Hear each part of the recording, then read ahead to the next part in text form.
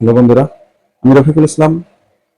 আমি আসামের গোয়ালপাড়া জেলায় থাকি। আজকে আমি এই ব্লগে আপনাদেরকে জানাবো আমার এই ইউটিউব জার্নি। আমি কিভাবে ইউটিউবে আসলাম, কেন আসলাম, তো আমি আপনাদেরকে বলবো। তো আমি যেহেতু পেশাগতভাবে আমি মেকানিক্যাল কাজ করি, তো ফ্যান, মোটর এই ধরনের রিপেয়ারিং এর কাজ করি, মেকানিক্যাল কাজ করি।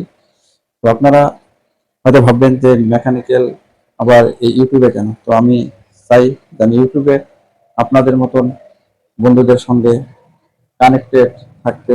আমার ইচ্ছা যে আমি কানেক্টেড হতে চাই, কমেন্ট যোগে আপনাদের সঙ্গে কথা বলতে চাই।